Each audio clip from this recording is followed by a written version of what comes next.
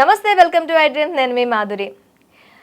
ఎప్పుడు కూడాను మనం ఒక పని స్టార్ట్ చేసిన వెంటనే దాన్ని పక్కన పెట్టడమో, లేకపోతే దాన్ని పట్టించుకోకపోవటమో, లేదంటే అది మనం స్టార్ట్ చేసిన వెంటనే దాంట్లో ఎలాంటి గ్రోత్ లేదు అని చెప్పి నిరాశ పడటమో, ఆ నిరాశ పడటంలో దాన్ని పక్కన పెట్టడమో చేస్తూ ఉంటాం. సో ఇలాంటి సిచ్యువేషన్స్లో అసలు ఏ పని మనం స్టార్ట్ చేసినా కూడా ఆ ప్రతి పనిలో కూడా గ్రోత్ రావాలి, సక్సెస్ రావాలి. గ్రోత్తో పాటు అంటే ఏం చేయాలి డీటెయిల్గా చెప్పడానికి మనతో పాటు ఉన్నారు కశ్యప్ గారు. Hello sir. హలో అండి సార్. గ్రోత్ ప్రతి పనిలో నాకు కావాలి. నేను ఒక 4 పనులు తీసుకున్నాను. ఆ 4 దీంట్లో కూడా నాకు గ్రోత్ అనేది కావాలి. నాకు ఆ 4 బిజినెసెస్ గ్రోత్తో వెళ్ళాలి. I want to success. ఏంటి, కొంతమంది ఒకటి చేసి పక్కన పెడతారు, 2 చేసి పక్కన పెడతారు, 3 చేసి పక్కన పెడతారు. ఇలా పక్కన పెట్టడంతో వాళ్ళు ఫెడప్ అయిపోయి అసలు నేను దేనికి పనికి రాను అనే దాంట్లోకి వెళ్ళిపోతూ ఉంటారు. సో ఫస్ట్ ఒక పని చేసేటప్పుడు దాంట్లో గ్రోత్ రావాలంటే ఎలాంటి స్టెప్స్ తీసుకొని ముందుకు వెళ్ళాలంటే? నేను మీకు ఒక ఎగ్జాంపుల్ చెప్తా అండి. ఇది ఆర్టిఫిషియల్ ప్లాంట్, రియల్ ప్లాంట్ అనుకోండి. రియల్ ప్లాంట్ మీకు చూపించడానికి అగ్గర్లేదు. ఒక లటకని ఇక్కడ కనపడితే తీసుకొని చెప్తున్నా నేను. ఇది రియల్ అనుకోండి ఒక నిమిషం. ఏమండి, ఇది మీరు అడిగిన ప్రశ్న గ్రోత్ కదా. నా ఈ విత్తనం ఏమండి ఈ కుండీలో ఉంటే మహా అయితే ఇంత, లేకపోతే ఇంకొంచెం ఎదుగుతుంది. ఇది ఎదగాలి అంటే ఈ విత్తనం కుండీలో కాదు, సారవంతమైన నేలలో ఉండాలి. ఒప్పుకుంటారా? మీరు ఒక మామిడికాయ చెట్టు యొక్క విత్తనం పట్టుకొచ్చి దీంట్లో వేస్తే అదంతే పెరిగి ఊరుకుంటుంది. ఎందుకు? దానికి కావాల్సిన న్యూట్రియన్స్ వగేరా వగేరా వగేరా ఏదైతే కావాలో ఈ కుండీ ఇవ్వలేదు. అంతే కదండి. ఇది ఎదగకపోతే తప్పు విత్తనానిదా? లోపం విత్తనంలో ఉందా? లోపం విత్తనంలో లేదు. విత్తనం కరెక్ట్ ప్లేస్లో లేదు. అంటే కంపెనీ మారమని చెప్పట్లేదండి. నేనేమంటున్నానంటే ఈ విత్తనం ఏదైతే ఉందో అది మనకు వచ్చే ఒక ఐడియా ఆర్ మనలో ఉండే పొటెన్షియల్స్, శక్తి సామర్థ్యాలు. నా ఇది మన మైండ్ అండి. మన మైండ్ కనుక చిన్న కుండీలాగా నేరోగా ఉంటే గ్రోత్ లిమిటెడ్గా ఉంటుంది. కానీ మన మైండ్ ఒక సారవంతమైన భూమిలాగా ఉంటే మన గ్రోత్ చిన్న బోన్జాయి లిల్లీపుట్ ప్లాంట్ లాగా చిన్నగా కాదు, మహావృక్షమై ఎదుగుతాం మనం. మన గ్రోత్ కూడా మహావృక్షం అవుతుంది. ఎప్పుడు మైండ్ ఒకటి నేరోగా ఉండకూడదు, బ్రాడ్గా ఉండాలి. ఎప్పుడూ వింటుంటాం బ్రాడ్ మైండెడ్ అంటే ఇటు తాళ్ళు బట్టి మైండ్ని పెద్ద చేయాలా? అది బ్రెయిన్ హ్యామరేజ్ అవుతుంది. బ్రాడ్ మైండెడ్ కాదు.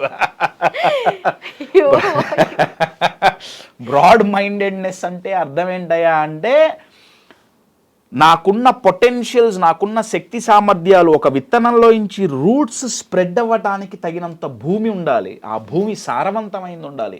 సిమిలర్లీ మనకున్న పొటెన్షియల్స్ ఎక్స్పాండ్ అవ్వటానికి మైండ్లో అంత స్పేస్ ఉండాలండి.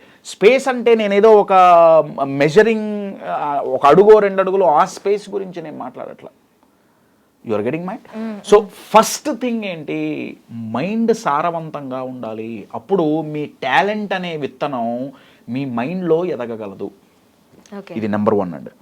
చాలామంది మైండ్ సారవంతంగా లేదు. అంతెందుకండి, యాపిల్ సీడ్ పట్టుకోరండి, హైదరాబాద్లో వేయండి, ఏమవుతుంది? మొక్క పెరుగుతుంది, కొద్దో గొప్ప పెరుగుతుంది. మహా ఏదో చిన్న యాపిల్ పండు ఏదో చిన్నది వస్తుంది. కానీ అదే విత్తనం హిమాచల్ ప్రదేశ్లో వేయండి, అబ్సల్యూట్లీ. ఎందుకు గ్రో అవుతుంది అక్కడ, ఇక్కడ ఎందుకు గ్రో అవట్లా? ఎందుకంటే ఇక్కడ ఎన్విరాన్మెంట్ సపోర్ట్ చేయట్లా. నేనేమన్నా ఎన్విరాన్మెంట్ ఏంటి? మన మైండ్ అండి. మనకు ఒక ఆలోచన వచ్చింది, మనం ఒక పని చేయాలనుకున్నాం, నా విత్తనం పెరగాలంటే ఎరువు వేయాలి. మనం ఒక పని చేయాలనుకుంటున్నాం, మనకు ఒక ఐడియా వచ్చింది, దానికి మనం ఏం చేస్తున్నాం? కాన్ఫిడెన్స్ అనేది ఎరువు అండి. అదే ఎట్లా? భయం అనే విషయం వేస్తున్నాం. ఫెయిల్ అయితే రే నువ్వు చేయలేవురా, నీ వల్ల కాదు. ఎందుకు? పోయినసారి అయిపోయిందిగా, తగలబెట్టావుగా, ఈసారి ఏమవుతుంది? నువ్వు ఆ విత్తనం పెరుగుతోందా? ఆ విత్తనం పెరగాలన్నప్పుడల్లా మనం కట్ చేసేస్తున్నాం. గ్రోత్ ఎక్కడి నుంచి వస్తుందండి? నేను నా దగ్గర లేదు ఇప్పుడు చూపించడానికి. నేను దీనికి పెట్టుకున్న పేరు బోన్జాయ్ మైండ్ సెట్. ఓకే. బోన్జాయ్ మొక్క ఇంతే పెరుగుతుంది, కొన్ని సంవత్సరాలంతే ఉంటుంది. అది 100 సంవత్సరాలు బతికినా కానీ అంతకంటే ఎక్కువ పెరగదు బోన్జాయ్. ఎందుకంటే దాన్ని అలా కండిషన్ చేశారు వాళ్ళు. మన మైండ్లు కూడా అలానే తయారైనాయి. నేను 40 ఏళ్ళు కష్టపడ్డా, 30 ఏళ్ళు కష్టపడ్డా, ఏం లాభం? ఎదుగుదల ఏది? గ్రోత్ ఏది? చాలామంది కంప్లైంట్ చేసేది ఏంటంటే బయట ఎన్విరాన్మెంట్ సపోర్టివ్గా లేదు. నేను కాదనండి, మేబీ ఒక 10% నేను దానికి ఒప్పుకుంటా, కానీ 90% ఈ ఎన్విరాన్మెంట్ సపోర్టివ్గా లేదు. ఎందుకంటే బయట ఎన్విరాన్మెంట్ నువ్వు చేంజ్ చేయలేవు. మహా అయితే కంపెనీ చేంజ్ చేస్తావు. ఎన్ని కంపెనీలు మారుతారు?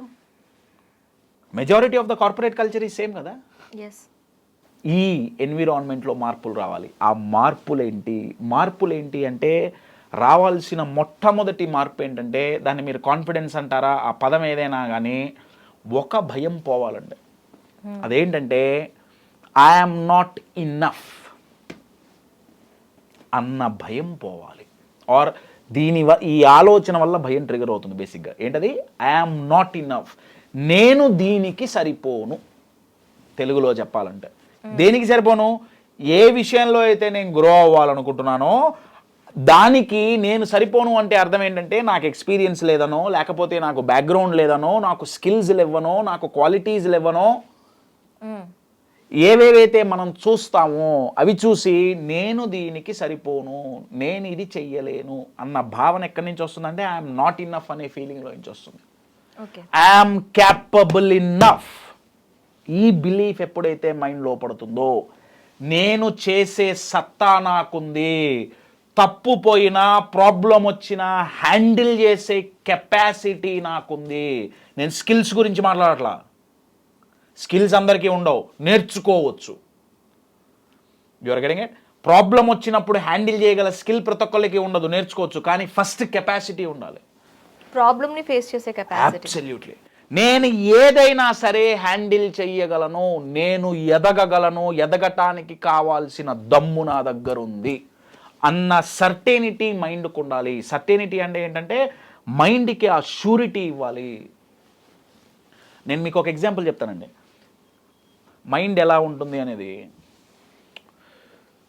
ఇప్పుడు నా కూతురుకు ఒక 2.5 సంవత్సరాలు, దానికి ఏమన్నా భయం వేసింది అనుకోండి, నా దగ్గరకు వస్తుంది ఉరుక్కుంటూ.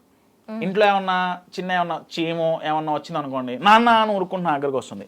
లేకపోతే వాళ్ళ అమ్మ దగ్గరికి వెళ్తుంది, లేకపోతే నాన్నగారి దగ్గరకో, తాతయ్య దగ్గరకో, నాయనమ్మ దగ్గరకో వెళ్తుంది. వాళ్ళని పోయి గట్టికి కౌగులించుకుంటుంది. అంటే తనకేమర్థం అవుతుంది? వీళ్ళ దగ్గర నేనుంటే సేఫ్. అబ్సల్యూట్లీ.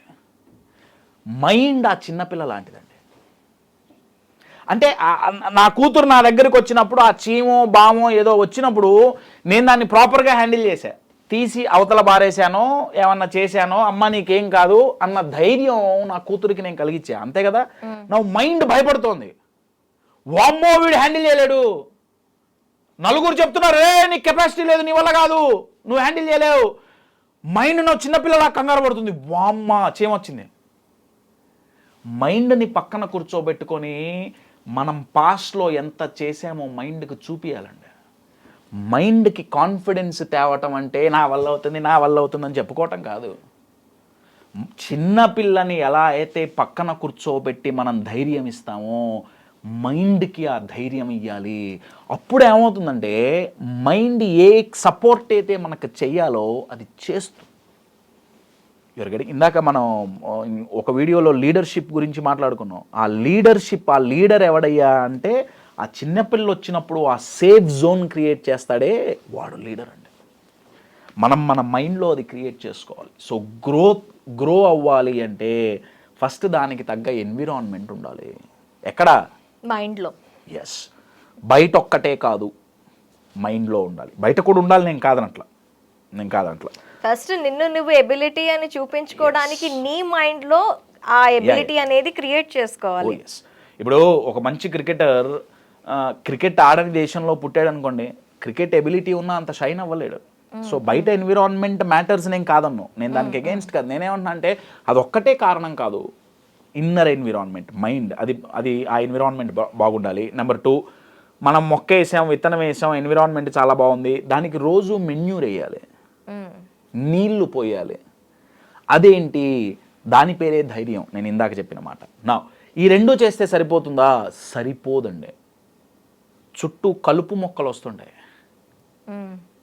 నా మనం ఒక మేజర్ మొక్క వేసాం, చుట్టూ 4 కలుపు మొక్కలు వచ్చినాయి. నేను దీనికి ఫుడ్ ఇచ్చా, మెన్యూర్ ఇచ్చా, అన్నీ ఇస్తున్నా, కానీ ఆ ఎనర్జీ కలుపు మొక్కలు లాగేసుకుంటాయి. Your getting it? ఇది ఎదగాలి అంటే దీనికి మెన్యూర్ ఇవ్వటం ఒక్కటే కాదు, ఈ ఎదుగుదలను ఆపే కలుపు మొక్కల్ని పీకేయాలి. అటువంటి కలుపు మొక్క పేరే డౌట్ అండి. మన కెపాసిటీ మీద మనకి డౌట్. అది తీసేయగలిగితే your getting it? Growth is absolutely damn sure possible. ఇవి కాకుండా కొన్ని స్కిల్స్ కావాలి, నేను కాదన్నా. అవి లీడర్షిప్ ఎబిలిటీస్ అంటారా, కమ్యూనికేటింగ్ ఎబిలిటీస్ అంటారా, ప్రాబ్లమ్ సాల్వింగ్ ఎబిలిటీస్ అంటారా, ఎనలిటికల్ ఎబిలిటీస్ అంటారా, మీరున్న ఫీల్డ్స్ ప్రకారం. బాగా గుర్తుపెట్టుకోండి, గ్రోత్, లీడర్షిప్, ఏదైనా బిజినెస్, లైఫ్ ఏదైనా సరే 80% సైకాలజీ, 20% మాత్రమే skills. Okay, your getting it? కానీ ఆ 20% చాలా ఇంపార్టెంట్. మీరున్న ఫీల్డ్ తగ్గట్టు మీరు ఎదగాలంటే ఏ స్కిల్స్ ఉంటే ఎదుగుతారు. ఫర్ అన్ ఎగ్జాంపుల్, నేను ఎదగాలి అంటే నాకు కావాల్సిన హయ్యెస్ట్ స్కిల్స్లో ఒకటి పబ్లిక్ స్పీకింగ్, సెకండ్ నా ఎనలిటికల్ ఎబిలిటీ చాలా బాగుండాలి. ఏ విషయాన్నైనా ఎలా చెప్పాలి అని అనలైజింగ్ ఉండాలి. ఎస్, క్రియేటివిటీ నాకు ఉండాలి, అదొక స్కిల్. ఇంకొకళ్ళు చెప్పిందే నేను చెప్పినా కానీ దాన్ని నేను బెటర్గా ఎలా ప్రజెంట్ చేయగలను, క్రియేటివిటీ. సో అవి నాకు సంబంధించినవి. నేనేమంటున్నా అంటే ఇవన్నీ ఉన్నాయి, ఇవి 20%, but remaining is my mind set. అర్థమవుతుందా?